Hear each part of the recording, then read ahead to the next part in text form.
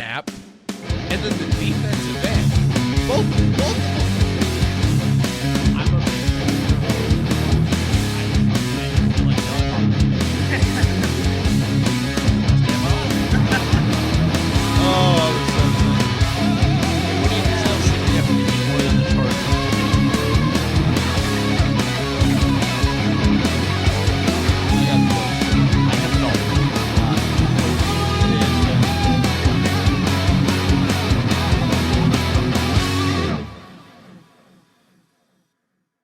Welcome in, everybody. This is the Too Fat to Play podcast. I am Austin. That is Ryan. Happy Thanksgiving. Welcome to one of the best long sports weekends of the year. It's hard to believe it's already Thanksgiving. I know. It's December. We're here. It is moving so fucking fast. Football games really matter now. They have to at this point. I think we kind of seen we've seen that this last week, big time. Yeah. Lots of playoff implications. Chiefs with the must win. They've got it all over the league. Big games all over the place. Real quick, as always, Too Fat to Play is brought to you by our good friends out at Six Golf Lounge in Humboldt, Kansas. Stop in, have a drink, swing a couple of clubs. Let them know that Ryan and Austin have sent you. Let's go ahead, get into the most important topic. Okay, I do agree. We are going to go with the most important topic. It's something I have brought up multiple times on this podcast, and we are going to start with it. Jameis Winston is the all-time backup QB. If your quarterback goes down, Jameis Winston is your quarterback now. It's not how I thought we were going to start, but absolutely. No, you're 1,000% correct. Goes up 2 scores on the Lions in quite exhilarating fashion. With the receiving touchdown.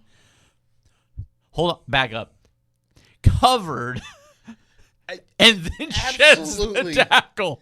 In Jameis Winston for president, I guess. I don't know. Comeback player of the year. I don't know what he's coming back from, but comeback player of the year. Dude, based on that play, nobody else is in the running. Good. Everything about that game, you had the highs of the highs, you had the low. That interception was one of the worst throws I've ever seen in my entire. There was not a soul in sight that could have caught that ball in the Giants. He fucking winged that motherfucker in there, didn't he? I mean, he was like, he's got it. Motherfucker, who? Who's got it? They do, obviously, because it's going that way. Oh my God. When I seen them line up with Jameis out wide, I was like, there's no way. And then it was like a direct snap into a flea flicker, almost like a reverse, and Jameis is one-on-one with a linebacker. Who's got him covered? He high points it. Not only does he high point it, he fucking stiff arms, breaks the tackle, and waltzes into the... What more can you ask for out of a football player? We have been bamboozled. We have been hoodwinked. The greatest fucking play of the year. Play of the year. It's fan-fucking-tastic. Jahmyr Gibbs and his 200 and whatever total yards means nothing. Jameis Winston receiving touchdown. Absolutely. It was incredible. Every bit and piece of that game was truly a masterpiece. The Lions come out and they got their teeth kicked in by Jameis and the Giants, and like Dan Campbell has said time and time again, when they kick us down, we're going to keep crawling back, and they fucking did. From start to finish. I mean, the Lions got kicked so hard, Frank Ragnow is unretiring. I know. That's unbelievable. I do want to say something about Jahmyr Gibbs, though. Holy fuck. Give the guy the ball. Yeah. Sonic and Knuckles is rapidly becoming Sonic. I don't know. And over there is Knuckles. Knuckles is doing cartwheels down the sideline while Sonic runs to the end zone. He is for my dollar, that is the best running back in football. I love how that changes so much week to week. But it has to, because for 8 weeks, J-Tay was the guy. And then it was starting to look like CMC. And then Jahmyr Gibbs is like, motherfuckers, I play this position too. Yeah. He is so fucking great. Oh, it was such a good week of football. It really was. Okay. We'll get the other stuff out of the way real quick with the podcast. Pull up last week's results. I know I won. I know you won with your measly point output. Yeah, you were high score on the league by 20. It doesn't matter. You measly output. Piece of shit. High score 2 weeks in a row. Thank you very much. That matters to some people. That's cool. You know what else is a 2 in this league? Your position in the standings. 2 Girls 1 Cup takes down Beefsteak. Riley Reed option loses to 2 thumbs up. What Are You Doing? Stepboro takes down DWAC. Long Duck Dong takes down Glory B to A Gappin. And what I was not shocked by, a fairly close matchup. And week 13 now? We are on week 13. Yep. I get number 1 Tallywhacker. You are going against Team Kareem Pies. 2 Girls 1 Cup takes on Long Duck Dong. Riley Reed option versus What Are You Doing? Stepboro. 2 thumbs up versus DWAC. Beefsteak versus Glory B to the A Gap. Quick standings recap. I am still in first. At 8-4, we've got Bullets Pearsall, which is Ryan. 2 thumbs up. What Are You Doing? Stepboro. 7-5, we have number 1 Tally, and Long Duck Dong has worked his way into the playoffs and is now at 6-6. Team Cream Pies first team out, also at 6-6. 5-7, we've got Beefsteak and Riley Reed option. 4-8, 2 Girls 1 Cup, Glory B to the A Gap, and Team DWAC. So far, I am the only team that has clinched the playoffs, and DWAC is the only team that is eliminated from the winner's bracket as of right now. I do want to say I am going to be the first team to eclipse 2,000 points. I'm so pissed off. I'm sitting here in fucking second place. After starting out 2-4, I understand I am on a fucking heater. I'm going to lose this week, without a doubt in my mind. You know what's so great? We play each other the week before the playoffs. Of course we do. Of course we do. And hey, if it helps, I should break 1,800 this week. You should. You should. I mean, God, I'd hope so. I mean, hey, I have more points than the team in 5th place and 4th place. 5th place only has 1,711. Somehow that team has scored 1,711 points, has had 1,806 scored against them. They're 7-5. I don't think that's supposed to work like that. With the last 2 weeks, I finally got out from a negative point differential, scoring well over 200 the last 2 weeks. I was getting my teeth kicked in there for a little bit. I've only had 1,550 scored against me so far. That is, once again, the most useless stat in fantasy football. Great. Let's get into the real shit. All right, week 12 in the recap. Started off with a damn good game. Bills at Texans. Texans getting a much-needed win. Bills dropping a game that they really needed to win. Houston's defense is fucking for real. That offense is starting to click. Now they're getting C.J. Stroud back. So, of course, when you change your quarterback, we'll see how it meshes again. Right. But they're getting healthy, and that team is very much on the verge of being a problem. The Texans are, like you said, on the verge. The Buffalo Bills, on the other hand, they are the worst version of themselves, it feels like, where they're going to win a lot of games and just lose head scratchers. It's 2 in a row that they've dropped that you kind of wonder what the fuck was happening. Why weren't you able to pull that one out? It feels so Josh Allen reliant. Yeah. Which is so dumb because the early part of the season when they were looking good, it was give the ball to James Cook, and then we throw the ball. And the Bills and the Chiefs have kind of flip-flopped the last couple of weeks. The Chiefs, the beginning half of the season, it was Patrick Mahomes reliant, and we see what happens when your quarterback is the sole reason that you're winning football games. Yeah, when your quarterback's the sole reason you have a rushing attack. Right. So they finally flipped that shit around, and Kareem Hunt's looking a lot better out of the backfield. You start getting a little bit of a running game established. I love how it always comes back to establishing a fucking run game in the NFL. And the Chiefs are starting to figure it out. Now, I don't have high hopes because of how they have played, even though they've been winning. It's the same thing. The seasons have completely flipped between Buffalo and Kansas City, and they're the same team right now. One's got a slightly better record because they were able to blow out teams early in the season. Well, now they're not running the football. They beat the Chiefs. If that game goes the other way, I mean, they're 7-4 and 6-5. That's true. Yeah, I forgot that they did play. That was the other. They played each other, and it wasn't even a great game. No, it was the first time in years that it wasn't the game that we wanted it to be. Just really concerning for the Bills and the Texans. Everybody needs to watch out because, we've if that seen team it. Gets in the playoffs, man.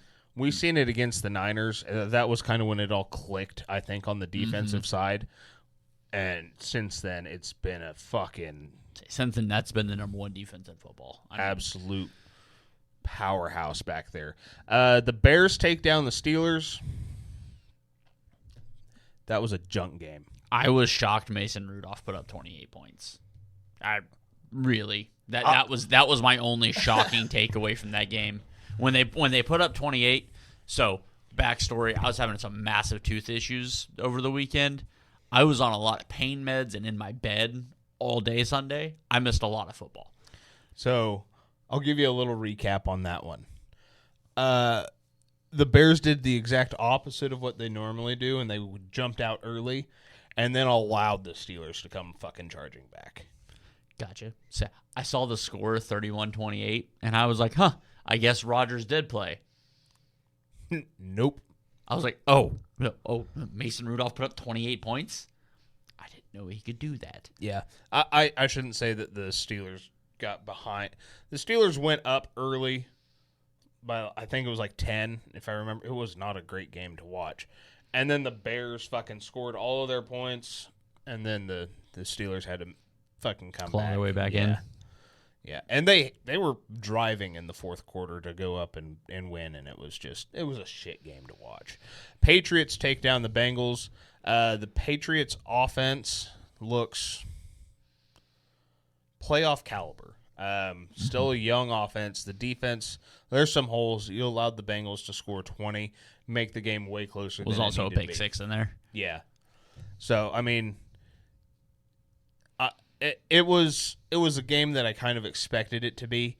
The pick six was very uncharacteristic of Drake it was May. A bad throw early in the game. Yeah, and to see the Patriots come back, their offense is clicking. That's not a bad football team. Right now, I'd say the best in the AFC, especially with the way the Colts looked this weekend. The Bengals. Same story, different year. Need to be healthy.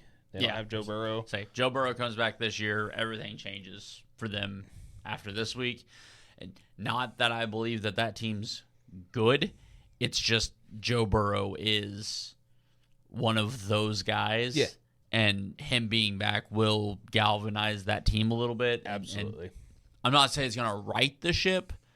It's going to less wrong the ship. Yeah, absolutely. I mean, you still have a broken mast. Your rudder doesn't work. Yeah, you're taking on water. But the captain is at least on the boat now.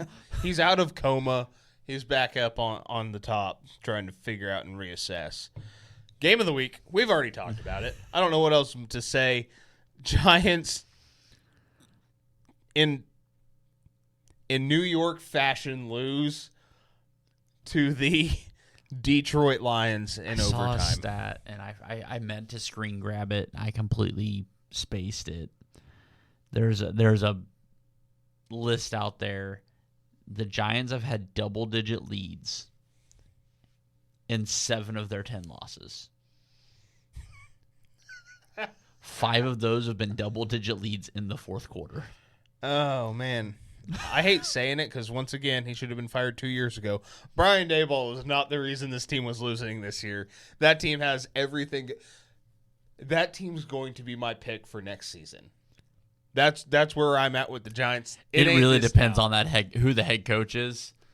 You're not wrong. But I think the offense should be really good, especially. Have you checked in on Cam Scatabo here recently? Not since he was shoving people in the WWE. I watched a clip from one of his streams today. He had a football helmet on, a headset over the football helmet. It was falling off.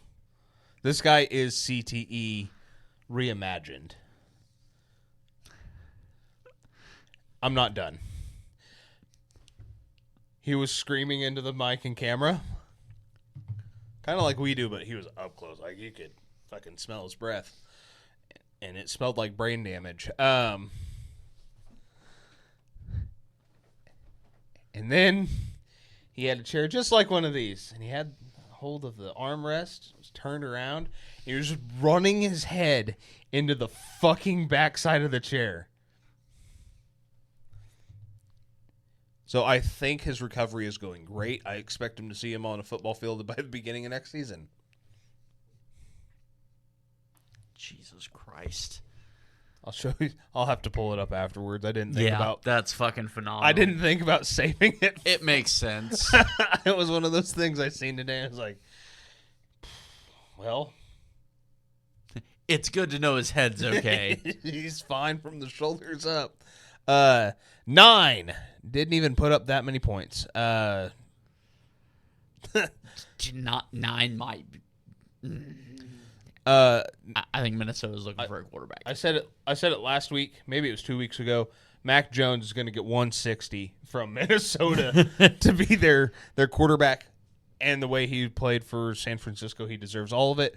Especially if you could package Mac and Brandon Ayuk for a second and a fifth, and maybe a third or like a fourth 2 years down the road. I would take it in a fucking heartbeat, run away laughing. That's how I would do that. The Packers don't look terrible. No, I mean the Packers look like a little better than any given Sunday. Like that team, you never know what you're going to get week to week.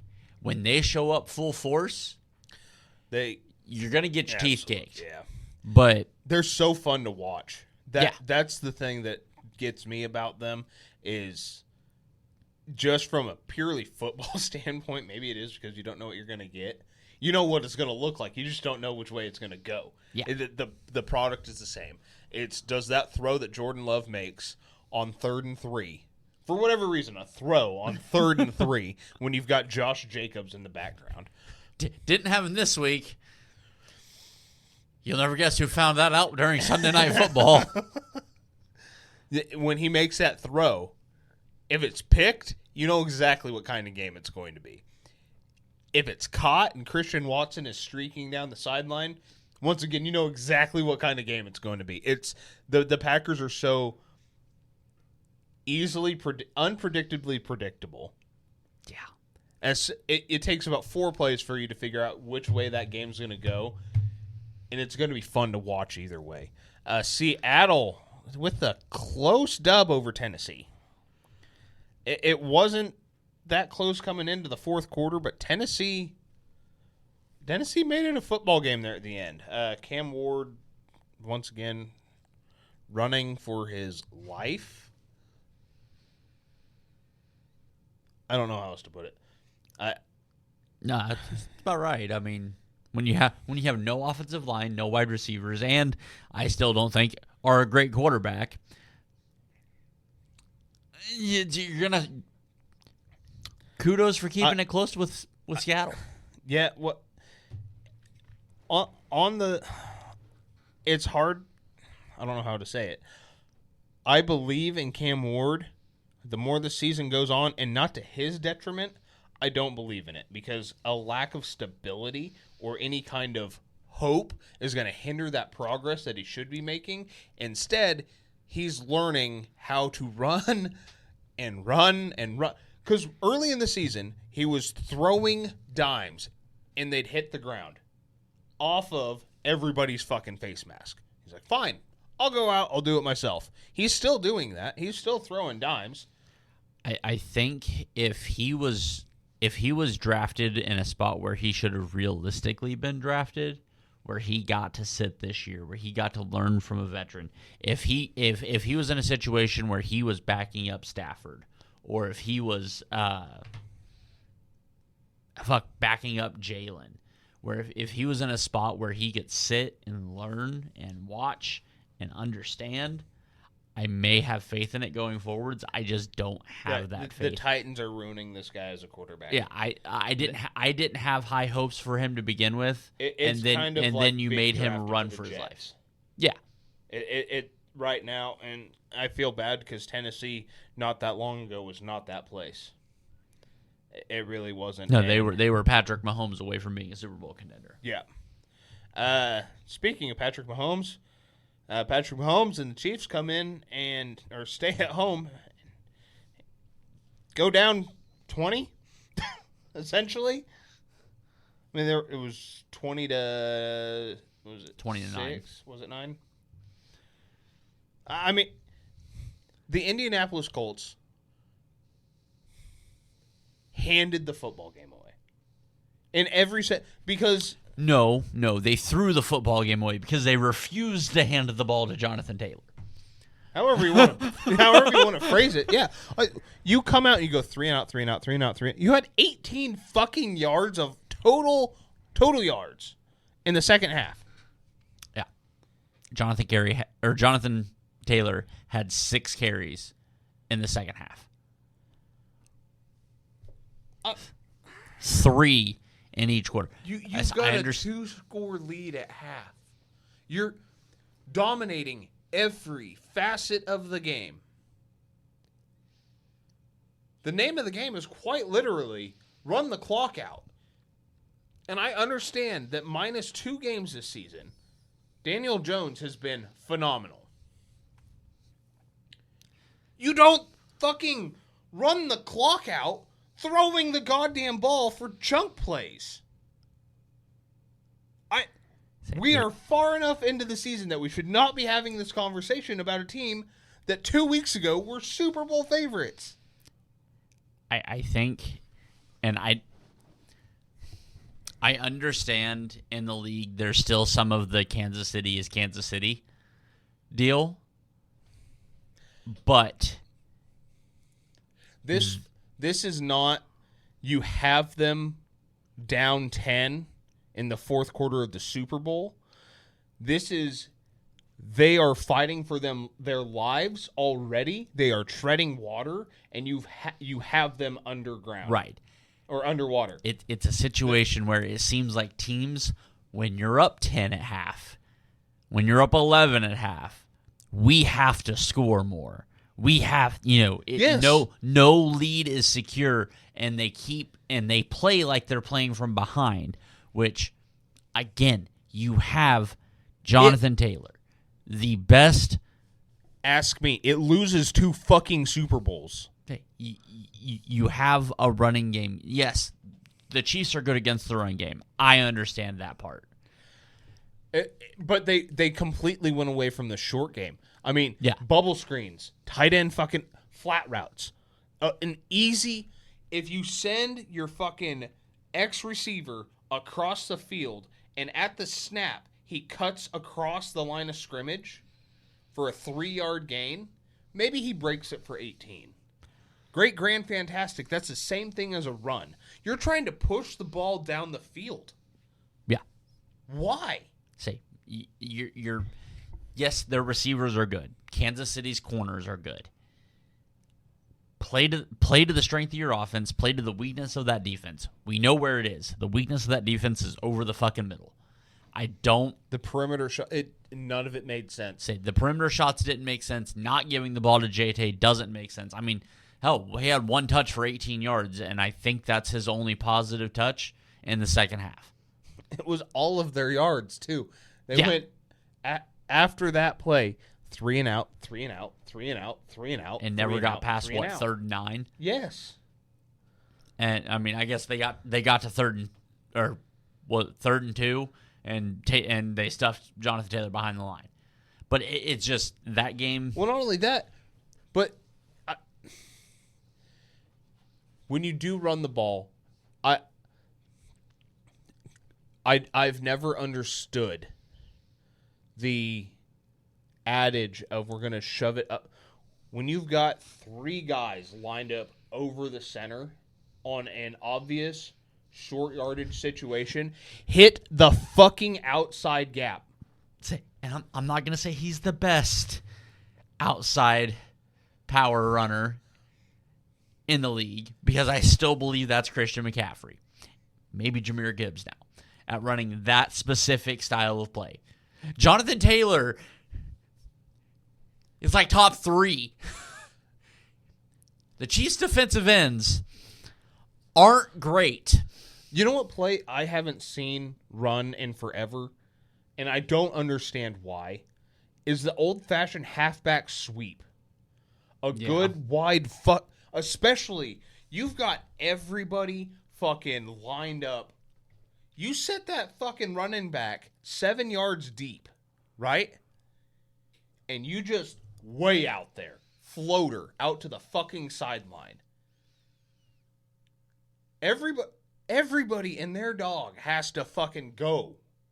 If they stuff them at the line on a sweep like that, by whatever. But when linebackers are laying on top of linemen to stuff the gap, don't go there. Yeah. The only play that seems to work on, and not from 2 yards out, unless you're Philly, because you don't get fucking called on it, is the tush push. Mm-hmm. In Tom Brady's quarterback sneak. That's never made sense to me. But I think it was good for 3 yards every time. There'd be 14 guys on the line of scrimmage, and he'd get through all of them. That's the play that truly needs to be studied, because it was not only legal, but it was way more lethal than anything the tush push has ever done. I don't understand it. Yeah. No, the Colts did everything in their power to lose that football game. Yeah, absolutely. Baltimore beats the Jets 23-10. Jets suck. Correct. The Browns get the win over the Raiders. Understanding it's the Raiders. We all know that. We understand. 10. That throw there were from 10 Shedeur. sacks. Myles Garrett needs 5 sacks the rest of the season to set the He's NFL. playing the Niners offensive line this weekend. That's possible this weekend. Did you see the stat? That's possible anytime he steps on the field. Understood. If he plays 5 plays, it's possible. If he plays 4, I'm not ruling it out. This season, he has 18 sacks. The last 4 games, he has 13 sacks. I haven't seen that. Myles Garrett for the season, leading the league in sacks. Myles Garrett, the last 4 games, is number 2 this season in sacks. I hadn't seen that. That's fantastic. Guys, fucking good luck. I'm fucking petrified. Yeah, no, Shedeur's deep ball. Say that scramble to the right, deep ball to Isaiah Bond was fucking incredible. The next drive to come out and throw a slant route into 3 guys. And I text you, and I just wanted to bring this up because I feel like if it catches on and things go bad, it's fantastic. We went from Shedeur to Shadoof in a drive. That incredible throw to Isaiah Bond, which You texted me and you were like, "That is an insane throw," and I was like, "I would argue you could say incredible." It was. Like it was an elite throw, which going into the draft, if you remember what I said, that guy can make a lot of Sunday throws. He also fucks up a lot of Saturday throws.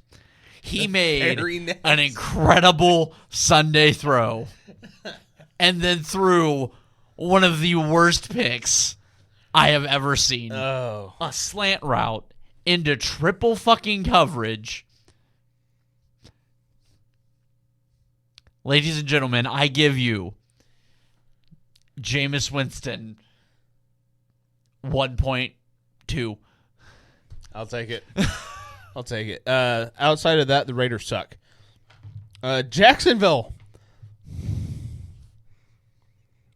Frauds. I feel. Do you believe us now? Oh my God! It was the Cardinals, who have nothing to play for. Also, Cardinals, fuck you. Just win that goddamn game. You had like 17 opportunities. Just win the fucking game. It was right there for you. You know how irritating it is to be behind that team in the standings? Oh my God. Oh my! And I understand we lost to them, and we deserve to lose to them. I get it. Do you know how fucking irritating it is to be behind that team? Yes, I'll give you the next one. The Eagles take a hot L to the Cowboys. Do you have any idea how annoying it is to be behind that team? Yes, I lost to that team. And again, in a deserving fashion. Dude, they went up 21-0. And I went, well, that's the last time I'm going to look at that game. The next thing I know, it's the last game fucking standing from Red Zone. And I'm like, I guess I'll kick it on. Whatever. I'll catch a nap. Oh, no. It's tied at 21. And now, here's the first topic that I actually really wanted to get into with you today. All season, we have been talking about potential MVP candidates. That starts week 1. We always get into it. It's fun. It's a great conversation. We know it goes to a quarterback. I don't think it deserves to go to a quarterback. I really don't. Well, yeah, it's Myles Garrett's. Look, I'm going to say something preposterous. You don't need to say something impossible but true, okay? If George Pickens is not the MVP, I don't understand, and MVP is an offensive award. Let's remember that. George Pickens is the MVP. So I saw a stat. Okay. Oh, also, since George Pickens has been on the team, where the fuck is this so-called great wide receiver, CeeDee Lamb? More importantly, hold on. I saw a stat, and it made me fucking giggle all over the inside. George Pickens has 1,057 receiving yards this season. The Pittsburgh Steelers wide receiver room I can see where this is going. Has 1,027 total. Oh my God.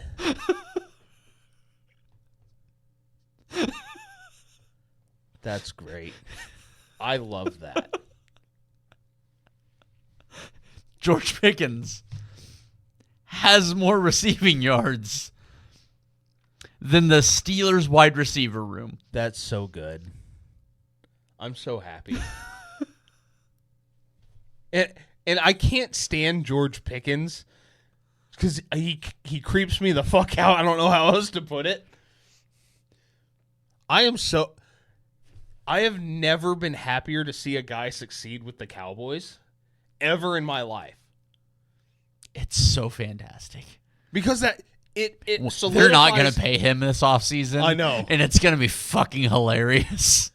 They're going to give Dak another raise, though. Obviously, Dak's the one that's catching those fucking jump balls. They're going to sign Joey Bosa to a big deal. Oh, God. Where are you going to find an edge rusher like that? It's not every day that you have a Khalil Mack on your team. John Gruden, looking at you, bud. Right now, George Pickens has proven a lot of things that I've had to say. That I don't believe CeeDee Lamb is a top five receiver. Because if he was, we'd be talking about CeeDee Lamb right now. Not fucking George Pickens, the guy they gave peanuts for, coming in and absolutely being the only reason this team is 5-5. Yeah.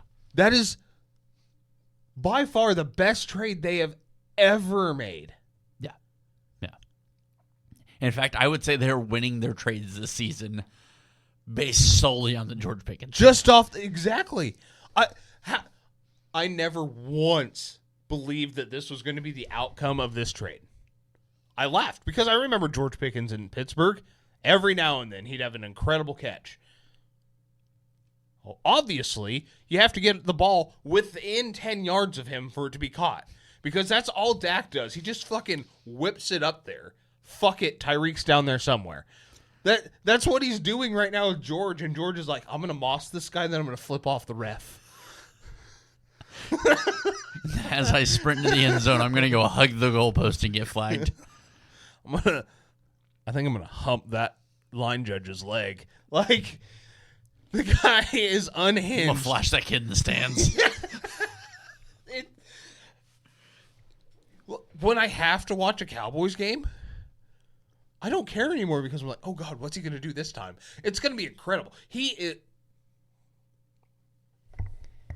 is wide receiver Jameis. And we seen wide receiver Jameis this weekend, but he is wide receiver Jameis. Oh, God. Jameis Winston needs to be a Hall of Famer.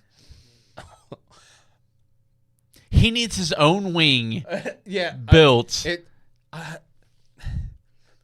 He does. I want everything from his career in the Hall of Fame, except for a bust, because I'm not quite sure he deserves it. But I want everything. They need to build a storage building on the south side of the Hall of Fame campus. And it's going to have a clay bust. Not a bronze bust. No. I got one better for you, because with our technologically advancing artificial intelligence, we need an animatronic Jameis Winston giving Jameisisms all day and eating dubs. He walks in eating a dub. Right, you walk in and boom. Jameis Winston needs to be the holographic tour guide for the NFL Hall of Fame. Yes. Okay. Immediately after the show, we are writing a letter. Yes. I don't know what else you want me to say. Absolutely. Daddy, who is Jameis Winston? And he's going to fucking pop up out of nowhere. Oh, my God. Yeah, absolutely. I love how we keep circling back to Jameis Winston on the show right now. I do want to say, once again, frauds. The Eagles are frauds. Yeah. Are you guys sick of us being right yet? We are. It's really exhausting being this right with zero budget. Sorry, negative budget. You should see the lighting in here and the cameras. We don't talk about lighting. Atlanta beats New Orleans 24-10. New Orleans is bad. On the bright side, I mean, not good that Alvin Kamara is hurt, but it looks like Devin Neal might be in line for his first start in the NFL, so that's exciting stuff. Rock Chalk Jayhawk. Tampa Bay gets fucking mollywopped by the Rams, and now Baker has an AC joint issue. That was all that you could say about that game. The Rams had the entire game plan. Yeah.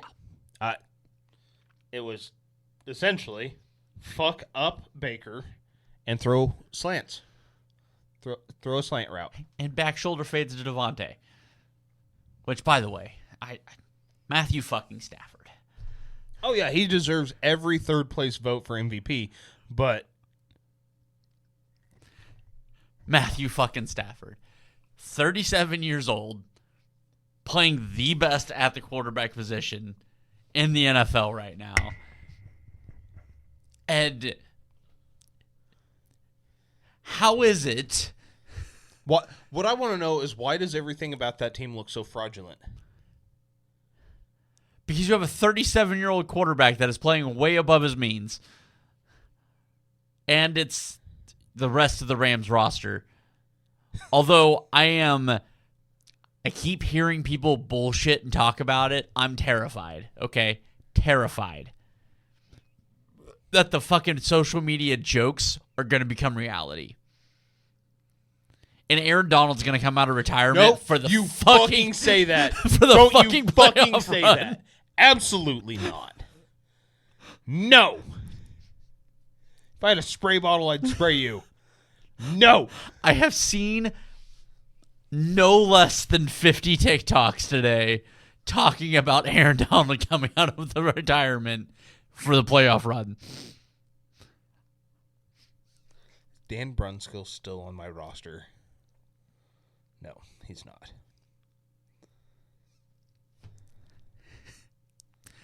If that happens,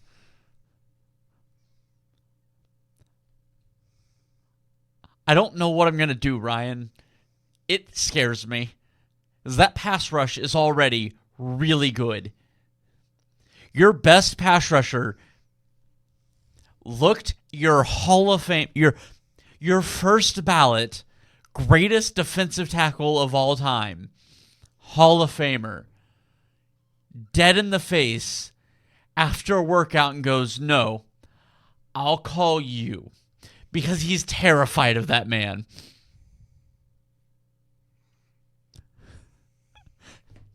I don't want it to be true. Frank Ragnow just unretired because the Lions need some help.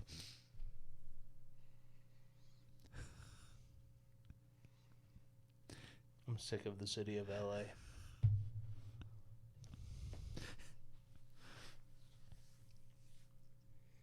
No, I'm not going to let it happen.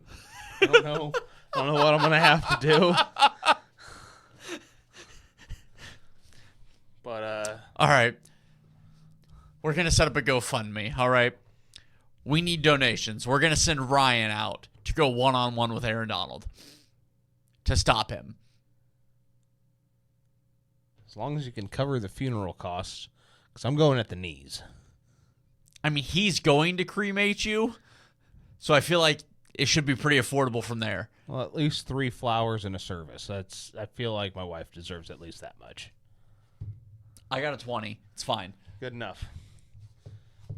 No. No. No, not doing that. Monday night, San Francisco takes down Carolina. Carolina rushed Chuba Hubbard 6 times all game. How good is J.C. Horn, though? I wanted to talk about the picks.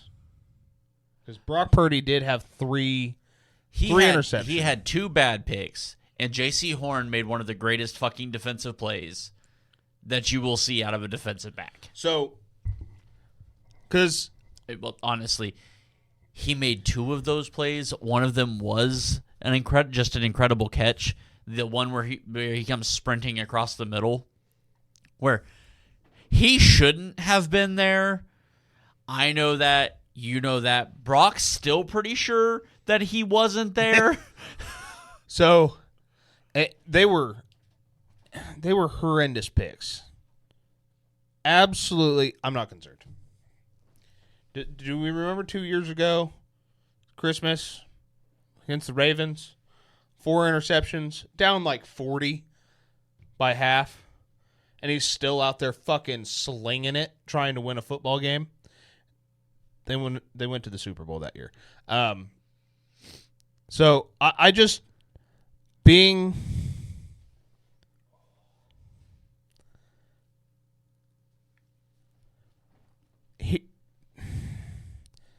let me read this for you. This is a Instagram page that I don't actually follow. It just pops up on the fucking search. Niners Nation CP. Quotes, that was ugly. 3 interceptions. More turnovers than starts this season. The, in quotes, franchise quarterback looked rattled and frankly unplayable for stretches against the Panthers. Is it rust, or are there flaws that Mac Jones so effectively masked how glaringly obvious? Jones threw 6 picks in 9 games. Purdy now has 7 in just 4 starts. This isn't just a bad game. This is a pattern and a crazy season with no clear favorites. Can the 49ers afford to have a quarterback who gives away possessions like candy? The defense bailed him out tonight, but against real contenders, turnovers kill. The question is no longer if we should talk about Brock, but what we should do about him. So, in that instance, I have a list here. Okay? So, the list is Matt Stafford, Josh Allen, Patrick Mahomes, Trevor Lawrence, Brock Purdy, Lamar Jackson, Joe Burrow, and Justin Herbert. Of those quarterbacks, can you tell me who has never thrown a 3 or more interception game?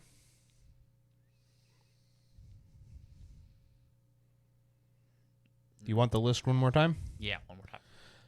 Matt Stafford, Josh Allen, Patrick Mahomes, Trevor Lawrence, Brock Purdy, Lamar Jackson, Joe Burrow, Justin Herbert. God, I think all of them have. Incorrect. Justin Herbert is the only one to have not thrown 3 interceptions in a single game. Must be a regular season stat because he did it against Jacksonville in the playoffs. It is a regular season stat.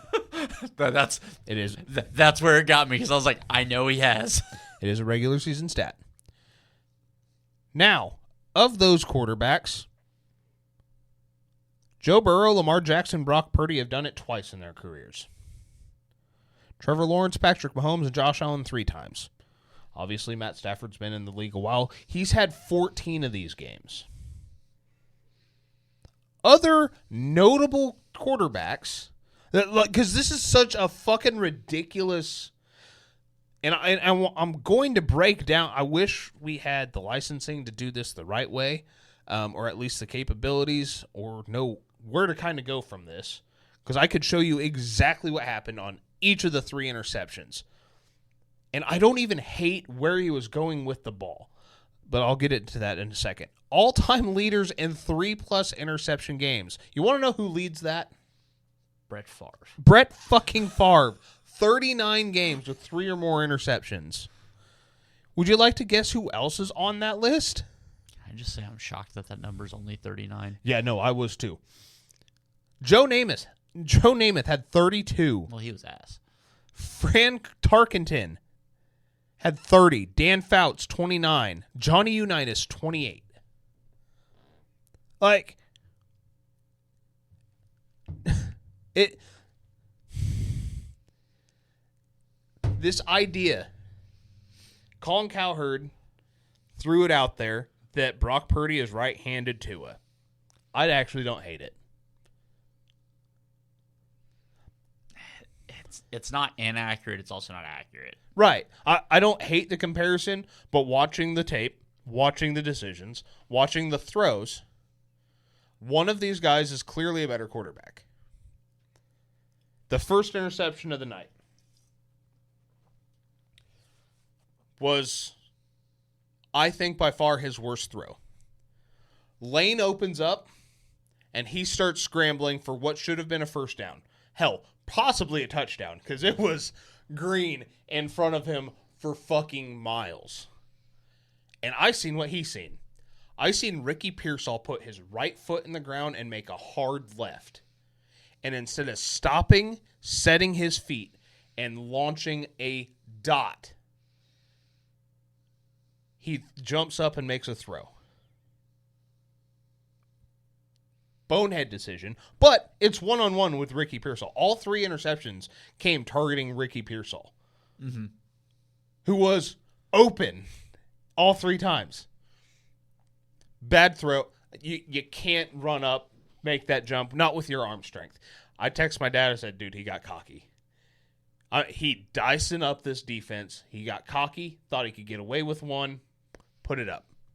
Whatever. We'll be done. His second pick kind of the same thing. He wasn't on the run. He never set his feet.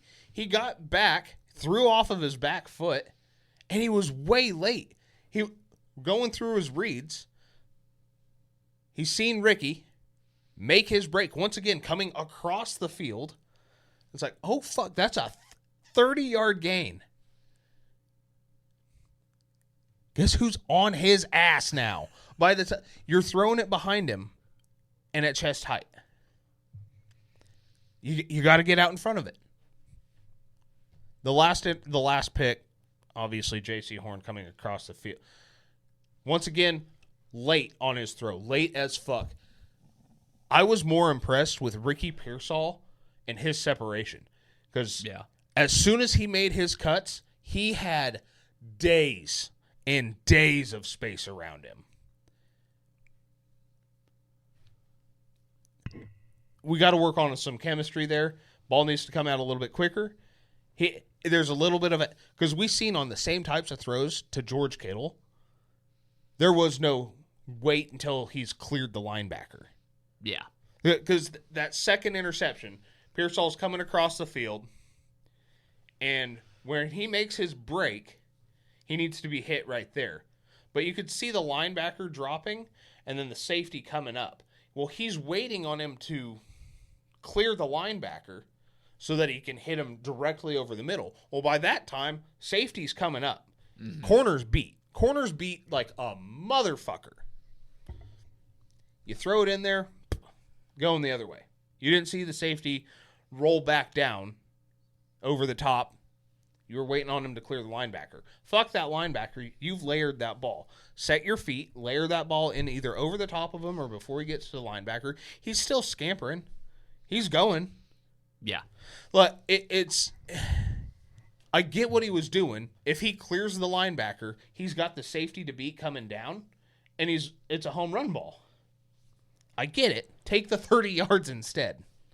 Yeah. And I don't hate the throw or the throw choice.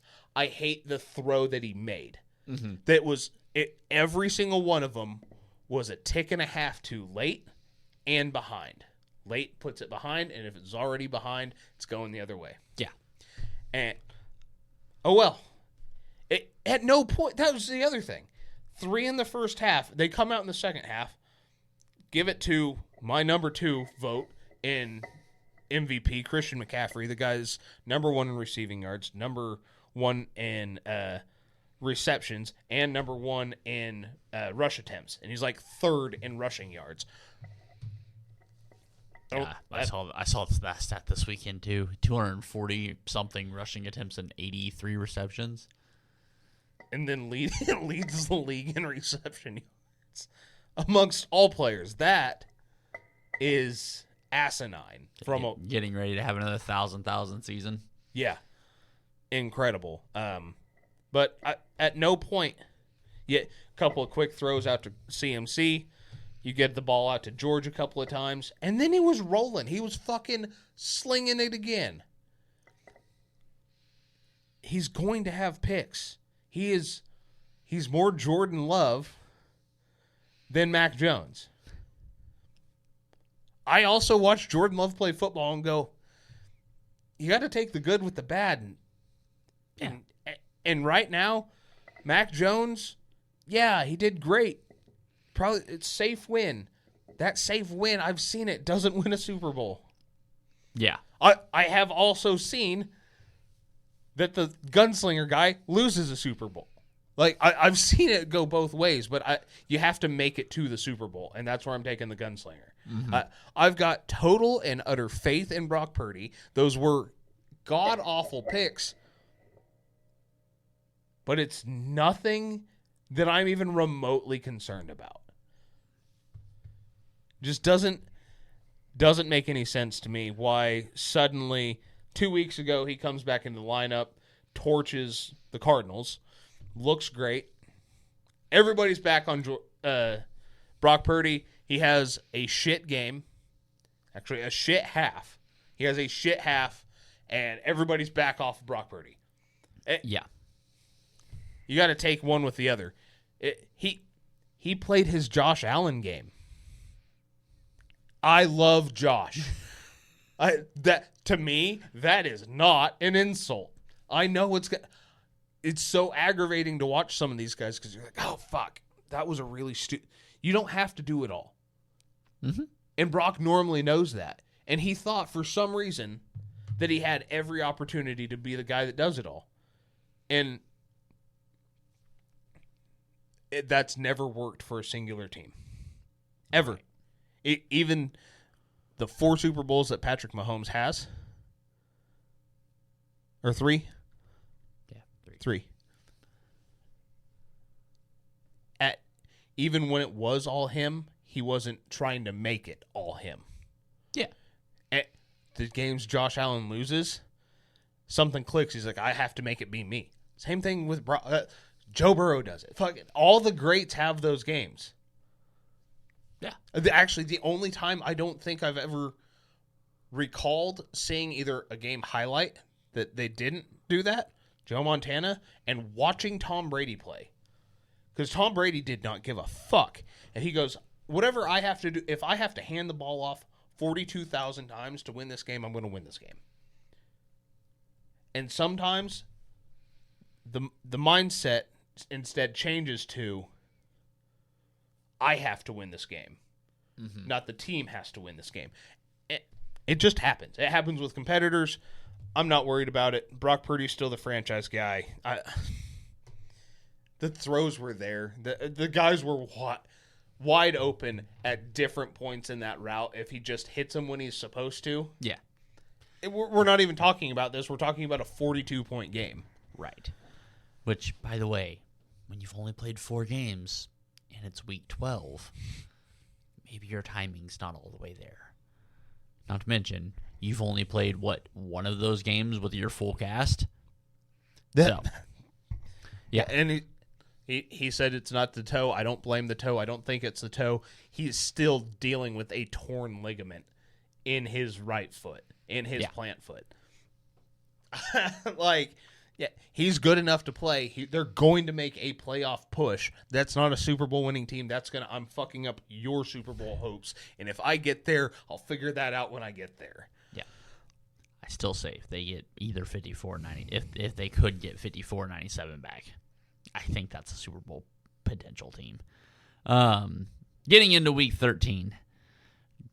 Thursday. I didn't hit save.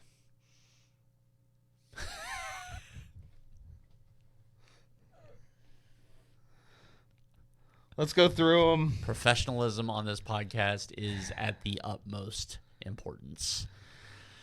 Green Bay at Detroit. God, I love Thanksgiving football. Also, don't know why this is the early game. I don't know either. I'm pretty sure because at the beginning of the year and when they also the NFL should reserve the right to flex any and all fucking games, any and all. Especially when we seen that the Bengals were going to be beat up and the Ravens were going to be ass. That needs to be flexed. I actually think that's going to be a really good game this week. I do too, but I don't want it to be I want this game. I want this game to be my. Oh, I would much prefer this be the Thursday night game. No, give me Bengals Ravens to start the day. Yes, that's what I'm saying. Yeah, to kick off my Thanksgiving. Just got done watching the parade. I'm about 3 beers deep. I want some fucking AFC North football. Yeah. But Packers Lions Thanksgiving tradition. It feels like. I know we're going separate ways. I'm taking the Lions on this one. So I'm going to take the Packers. It's just... This is still going to be a very fun game. This game just surmises to Joe Burrow's press conference when they asked him about playing on Thanksgiving. He goes, growing up, turn the TV on, watch Matt Stafford throw 300 or 400 yards at Calvin Johnson and lose. So you're saying Jahmyr Gibbs goes for 335, 3 touchdowns. David Montgomery goes for 215, 4 touchdowns, and they lose by a field goal? Yeah. I love it. Yep. God, what better than Thanksgiving Lions football? As a self-proclaimed Lions fan, I forgot I have that shirt. I will be wearing that shirt tomorrow and rooting for the Lions wholeheartedly. I forgot you had that shirt. I did too. Chiefs at Cowboys. Oh, man. You know what other Thanksgiving traditions I love? Hot apple pie and vanilla ice cream while watching the Cowboys lose. I think this is going to be both teams have to have this game. I think this is going to be a close game. But, and I was talking to Randy about this the other day at the bowling alley, the Cowboys scare me for one reason. George Pickens. Nope. It's George Pickens. It's not. But we all know that it's George Pickens. It's not. Because George Pickens will moss everybody. That's all right. Trent McDuffie will piss him off. George Pickens will throw a punch, and then I don't have to worry about George Pickens for the next 3 quarters. The only thing. So do you think he uses a ref to beat Trent McDuffie, or he uses Trent McDuffie to beat a ref? He'd probably use the ref. I feel like that'd be the better route to go for him. McDuffie's a little wiry. Refs aren't so much. See, that's exactly why I think it would go the other way. He wants the challenge. Is there something... Or is he the Scatabo of wide receivers? I guess that's just Antonio Brown. I was just getting ready to say he might be Antonio Brown. But no, the Cowboys have, and it's not good, but they have the thing that scares you more than anything when it comes to sports. I didn't realize the Dodgers were in baseball or in football. No, fuck. Baseball doesn't. Well, I guess it kind of. You can chase a championship in baseball back to this. They have the something to play for. The Saints in 2008.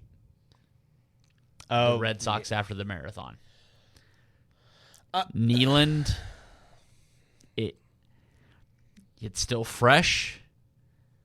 It's just one of those things where I don't think that team's going to propel that into a Super Bowl championship by any means. But it's still fresh enough. And that defense is very much better than what it was 4 weeks ago. Adding Quentin Williams, getting Overshone. I'm not going to try to pronounce his first name. Getting Logan Wilson. That defense is a lot better. The secondary is still something like that. Getting that secondary is still beatable in a lot of ways. The front 7 of that defense is a hell of a lot better now than what it was a few weeks ago. That's what scares me about that team. Is if they could just add like a game wrecker like Micah Parsons to that defensive line, I would be on board with that.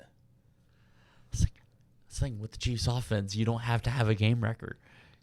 You have to have a fucking nuisance. Because they're going to fuck themselves at some point. They've done it every fucking week. Except for the Ravens game. Like, the Chiefs' biggest op is themselves.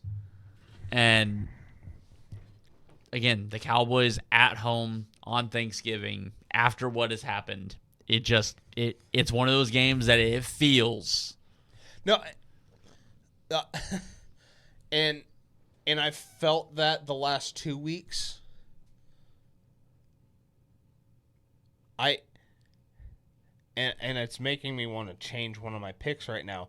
History shows that no matter how good the Cowboys are, the Cowboys on Thanksgiving are a different football team. And I obviously, I am one for conspiracy theories.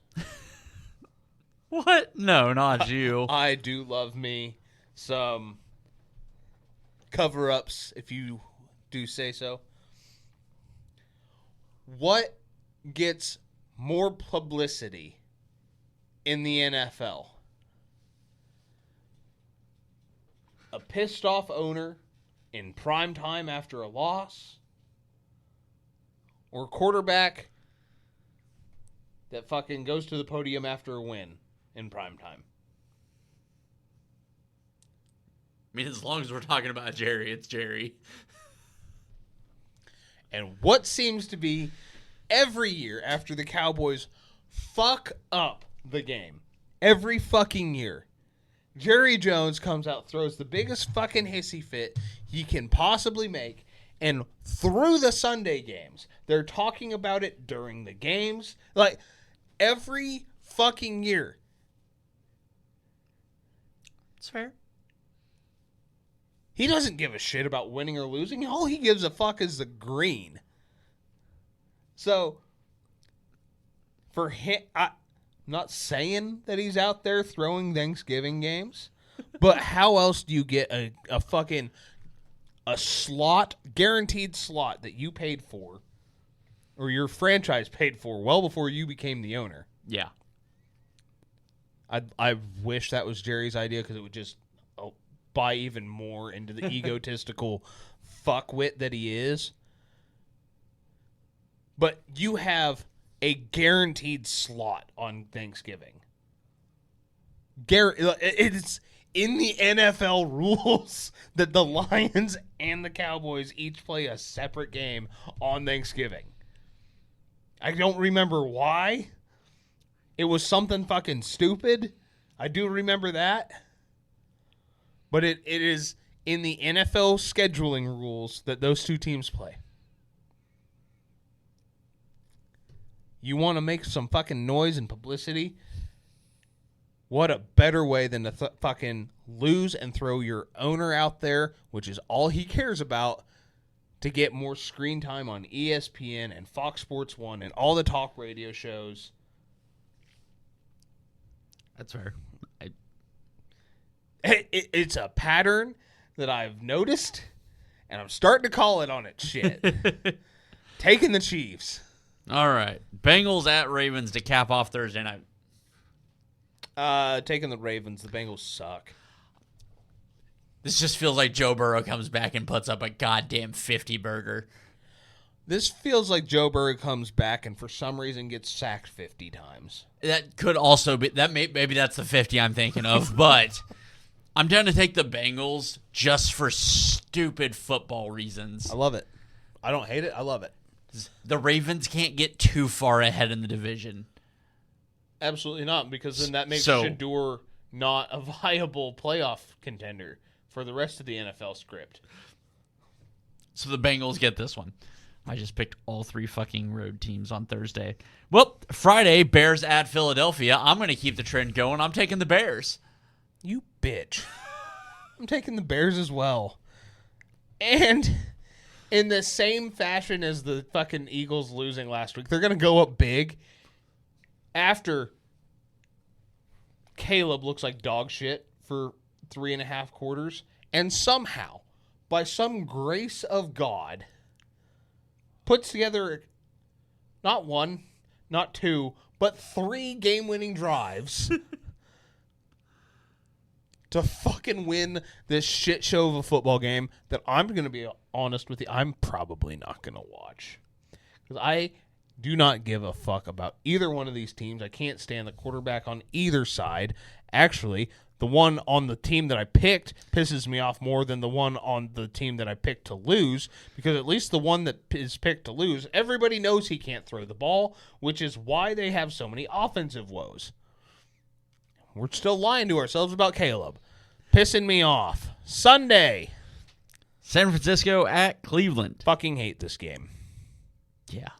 You guys have a fucking colored past with the Browns.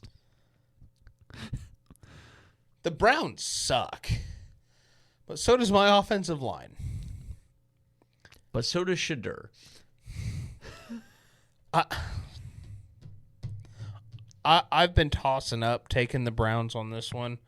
The Niners haven't won in Chicago since 1990. They're playing in Cleveland. Or Chicago, Cleveland. Fucking same thing. Less crime, but that's because everybody else is depressed. in Cleveland. It's going to be rainy. Brock Purdy coming off of his game. I think they keep it on the ground with Christian McCaffrey. History does not bode well for this exact game.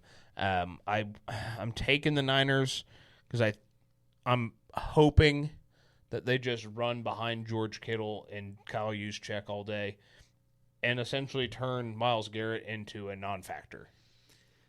Run it to the opposite side of Myles Garrett and call it a day. And if you need to, throw Brian Robinson out there and say, hit 95. I don't care if it's a loss. You guys, for whatever reason, are about the same size. Run into him. There are lifted trucks on the road that are the same size as Myles Garrett. I'm taking the Niners and Myles Garrett to get the NFL sack record. Jacksonville at Tennessee. It's not wrong. It's not wrong. The season record, not the single. Maybe the single game and the season. The Titans suck. This one, Jacksonville. I don't like that you're going to be an 8-win team. Yeah, they're going to escape with a win here. I don't like it. Neither do I. Houston at Colts. Houston. New Orleans at Miami. Miami. Atlanta at Jets. God, that's a shit show of a game. Atlanta by 1,000 in the first half, and then the Jets are going to score twice and make everybody think they're coming back, and then lose by a lot more. Arizona at Tampa. Apparently, I didn't get to picking that game again. I am taking Arizona. I don't know if I trust banged up Tampa. Yeah, I'm taking Tampa. I just don't trust Arizona. Arizona has had the game won the last 4 weeks in a row. And lost every fucking one. And they lost every one of them. Not that they're due, because I don't think they're that good of a team to be due for anything. I just think banged up Baker, if he gets hit a couple more times, if he decides to play. You say that's even if he plays. Rams at Panthers. Rams. Yep. Minnesota at Seattle. Seattle. Yep. Buffalo at Pittsburgh. Buffalo should walk them. They won't. It's going to be close. I'm taking the Bills. I'm taking Pittsburgh. I don't hate it. This is one of those games where the Steelers kind of have to have one. And if Baltimore does lose on Thursday, it makes me even more comfortable in this. Because again, it just feels like those teams that's going to be a one game division by the end of it. Hell, it might be tied and the conference record comes in. Raiders at Chargers. Can the Raiders have negative points? I'm not sure how the Chargers score more than 7, but I feel like the Raiders always steal 7. Dude, tell you, did you see that O'Marion Hampton's back at practice? That team's going to get good again. Outside of their tackles, which are going to be awful. So they're still not going to be good. But Denver at Washington. Denver. Yep. Giants at New England. I'm so ready for this game. This game feels like it's going to be so fucking fun for me. I am taking New England. But man, give me some more Jameis. I think Jackson's back this week. See, I've seen him listed as questionable. Me personally, until I see it, I don't expect him to go. There's no reason to. You're a 2-win team. You know what you've got. I think you know what you've got with Jackson Dart. You've seen how well the team reacted with him. Just once he's 100%, bring him back. Finish out the last 3 or 4 games of the season and just get some snaps in. Don't run him out there hurt. If he's out there hurt and he hurts himself further, if it's an AC, whatever the case may be, because it can always get worse. Just I don't want it. Also, I want to see Jameis Winston on the football field a little bit more. Right. Trade him to somebody else that's playing their backup.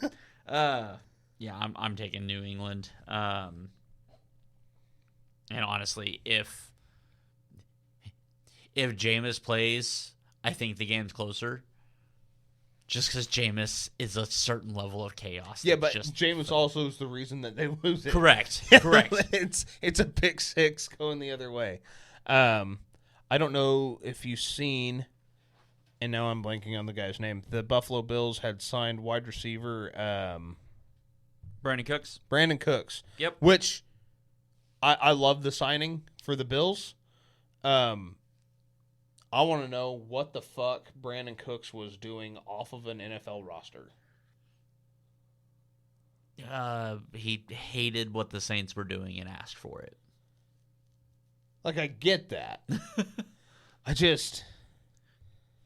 Damn, man. I feel like the most shocking part of it to me was I found out that Brandon Cooks is still in the NFL. Well, he's been so quietly the most consistent, like, 1,500-yard receiver. Yeah, like they're for a while. Career. There for a while, they were like players that have had 1,000 yards each season. Mike Evans, Devontae Adams, yada yada. Brandon Cooks. What? With like more seasons than anybody combined, just 1,000-yard. On like 4 different teams. Yes. He did it with the Cowboys as the 3 option for 4 years. It's fucking...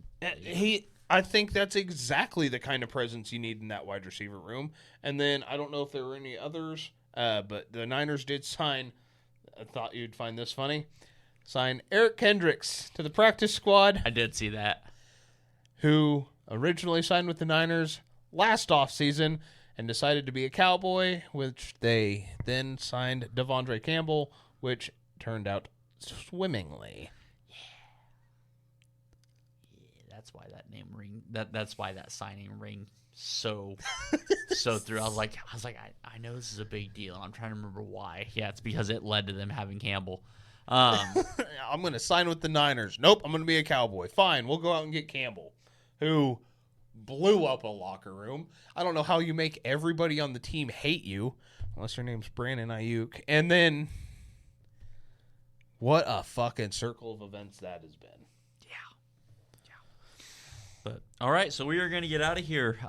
Enjoy your Thanksgiving. Enjoy the time with family. Again, enjoy what is one of my favorite weekends of the year because you get NFL Thursday, Friday. You get rivalry weekend Saturday in college. And then you get Sunday, Monday. I love this weekend in football. God, it's just hard to believe we're this far along already. I know. But we are going to get out of here. We love you guys. Thanks for riding along with us. Be kind to each other. Love one another. And always remember, fuck the Cowboys.